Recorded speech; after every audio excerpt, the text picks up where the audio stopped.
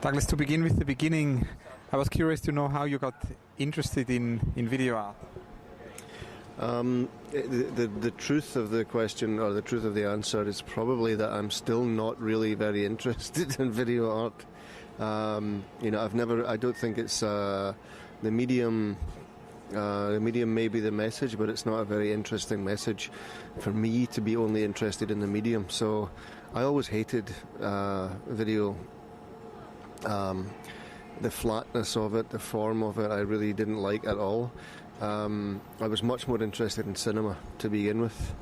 The most beautiful thing that video had to offer was the practicality.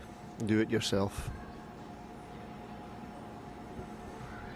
And to talk about cinema, maybe before we move on, could you tell us about your imaginary museum, your musée imaginaire of cinema?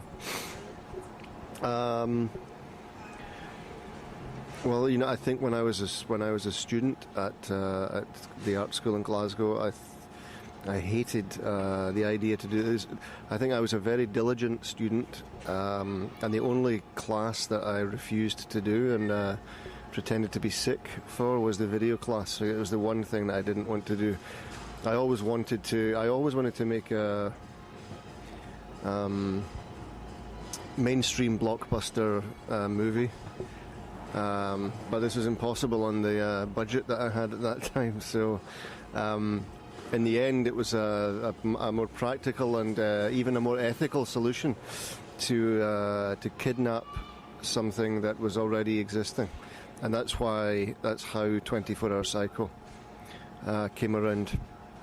So I suppose in my Musée d'Imaginaire,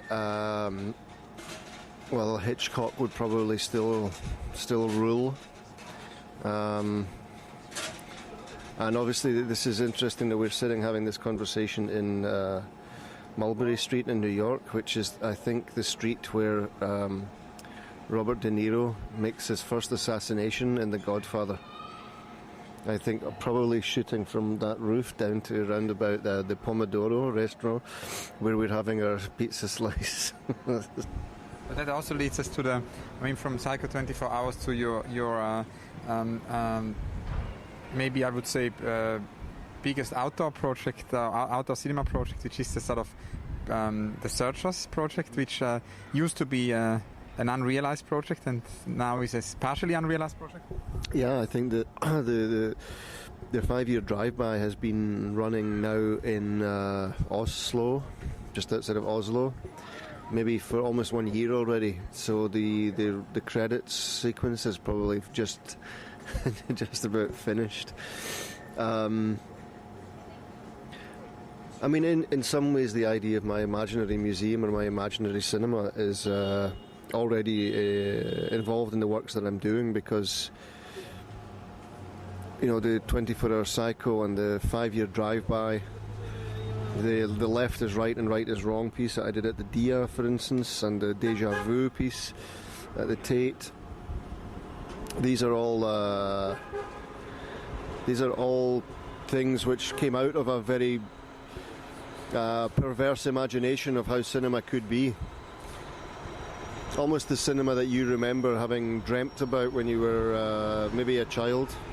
I was curious if you could tell me about this DVD project, your project for the DVD project of Eileen and Caroline, which is a project which has a sort of different circulation than video or film usually would have, and put somehow the work in a sort of a context where it maybe would not travel. It's kind of light luggage. Yeah, light luggage or left luggage, I don't know which, but I was kind of intrigued by the idea that they wanted me to do something very, very short piece, maybe 5 minutes long.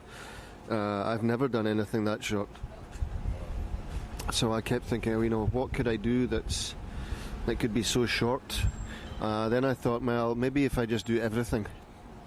Rather than do very little, let's do a lot. So I proposed to them that I make a live remix or a live recompilation of all the video monitor pieces where I use my hands and feet. So I think I tried to do something like 10 pieces in 5 minutes, moving very quickly from one piece to the other and then going back over some pieces. So yeah, it becomes really like a live remix of previous work. So very compressed in a way. Super compressed, but at the same time, it should be able to stand out. It should be able to stand on its own, and it should be, it should be slightly humorous as well. I think that the physical pace of the work has to be a little bit more frenetic, but I think the psychological pace of the work is the same. It's the first time I think that that there's been some video work in compilation with other artists, so I'm interested to see how this can work. So in a way, what I wanted to take on the idea of the compilation within the compilation. So I compile 10 different versions of previous work of mine, and then they sit alongside all the other artists' works. So I have no idea if this is going to be a successful experiment, but it's something that has to be tried.